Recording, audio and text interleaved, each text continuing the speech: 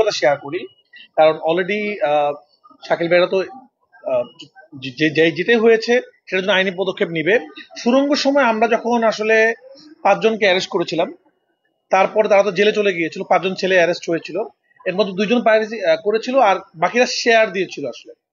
তারপরে তাদের মা বাবা আমাদের কাছে আসে, আমাদের অফিসে আসে, শাকিল ভাইয়ের সাথে দেখা করে যে আমাদের ছেলেরা ভুল করে ফেলছে। তা আমি একটা কথা বলতে চাই, তারা এখনো মনে হয় জেলে আছে, কারণ এটা তো আইনি অপরাধ। অনেকে বুঝে না বুঝে বিভিন্ন রকমের সিনেমার ক্লিপ, বিভিন্ন লিঙ্ক শেয়ার দেন। আমি অনেক সাধারণ দর্শকদেরকে বলছি বা ইয়াং ছেলেদেরকে বলছি, তারা হয়তো বুঝতে পারেন না, এটা ফান মনে করেন, এই আমার কাছে একটা জিনিস আছে, যে কোনো সিনেমা হতে পারে আসলে। যখন এটা আইনি পদক্ষেপ যখন নেওয়া হবে, তখন কিন্তু যে মানুষটা এটা শেয়ার দিয়েছেন সেও কিন্তু এটা আয়ত্তে করবেন। তখন কিন্তু এটা বলার সুযোগ নাই যে আমি তো এমনিই জাস্ট মানুষকে দেখাইছি, এটাও একটা অপরাধ। তো আমি এটা কেন বলছি, কারণ আমার মনে আছে যখন আমাদের কাছে সুরঙ্গর পরে এই ওনার ফ্যামিলি এসেছিল যে আমাদের, এবং অনেক ডিরেক্টর আমাদেরকে ফোন দিচ্ছিল যে মিরপুরের থেকে একজনকে অ্যারেস্ট করা হয়েছিল, শাহবাগ থেকে একজনকে অ্যারেস্ট করা হয়েছিল। তো আমরা চাই না কোনো নিরপরাধ মানুষ ভুল করে ফেসে যাক, এটা আমরা বারবারই বলছি। আপনারা পেজে মানে ফিল্মে কিছু আপলোড করবেন না, আপনার পেজে কোনো লিঙ্ক আপলোড করবেন না, এটা দণ্ডনীয় অপরাধ, এখানে সাবধানে থাকবেন। এবং আমি বিশ্বাস করি যারা বাংলা সিনেমা ভালোবাসেন, বাংলা সিনেমা দেখেন, যারা সিনেমা হলে সিনেমা দেখেন, তারা চুরি করে সিনেমা দেখবে না। তারা সিনেমাকে ভালোবাসে, তারা সিনেমা, যারা ওইরকম কপি সিনেমা দেখতে চায় তারা কোনোদিন সিনেমা হলে আসে না। আমি বিশ্বাস করি বাংলা সিনেমা এগিয়ে যাবে, বাংলা সিনেমা দেখবে। এবং অবশ্যই দেখেন, এখানে লাস্ট আমি রাফির সঙ্গে একটু অ্যাড করতে চাই।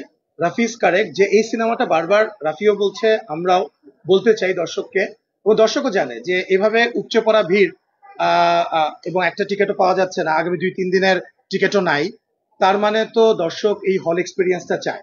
আর আরেকটা জিনিস, এটা খুব সহজভাবে নেওয়ার কিছু নাই, যে কোনো একটা ক্লিপ ভিডিও করে অথবা কোনো একটা লিঙ্ক শেয়ার করে, এটা কিন্তু আমি এর আগেও বলেছি, এটা কঠোর পদক্ষেপ নেওয়া হবে।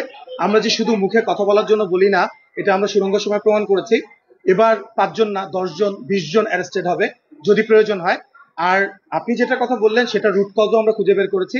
আমরা খুব সহজভাবে নিচ্ছি না এটাকে, এটা অলরেডি তদন্ত শুরু হয়ে গেছে এবং এটা আমরা খুব, এবং আমাদের প্রয়োজন ছিল প্রথমে এটাকে কন্ট্রোল করা এবং এটা আন্ডার কন্ট্রোল, এবং এটা নিয়ে আমরা খুব একটা চিন্তিত না। কিন্তু আমি চিন্তিত তাদের জন্য যারা এই কাজটা ভুলে করেছেন বা করবেন ভবিষ্যতে। আমরা কিন্তু এক বিন্দুও ছাড় দিব না, এবং এর আগেও আমরা ছাড় দেইনি, আপনারা দেখেছেন। সো এটাই আর কি। সো এখন আমি একটু শঙ্কায় ছিলাম যে আচ্ছা, বাংলাদেশের দর্শক আসলে সিনেমা হলে সিনেমাটা সিনেমা হলে দেখতে চায় কিনা। তো সেটা তো প্রমাণ করে দিল, আগামী 2-3 দিনের কোনো টিকিট নাই, আপনারা চেক করে দেখেন, কোনো টিকিট নাই। এবং আমাদের কাছে ফোন আসছে, আমরা 5টা টিকিট 10টা টিকিট আমরা দিতে পারবো কিনা, আমরা আমাদের আত্মীয় স্বজন কাউকে আমরা দিতে পারছি না। সো তাণ্ডবের এই বিষয়টা কিন্তু এটা আমরা বলছি না, আপনারা গণমাধ্যম কর্মী যারা আছেন তারা কিন্তু আপনারা বারবার এটা আপনারাই নিজেরা চেক করে দেখেন যে তাণ্ডবের যে এই উন্মাদনা, তো এটা তো আসলে আমার মনে হয় আমাদের ইন্ডাস্ট্রির জন্য খুবই পজিটিভ। যে আমরা তুফানের সময় আমরা বলেছিলাম যে এটা রিসেন্ট টাইমের মধ্যে 30 বছরের ইতিহাসে সবচাইতে বড় হিট। আপনাকে আমি বলি যে প্রথম এই আজকে 8ম দিন, প্রথম 7 দিনে যে মাল্টিপ্লেক্স গ্রস, এটা প্রতিদিনের রেকর্ড, তুফানের রেকর্ড প্রতিদিনেরটা ভেঙেছে।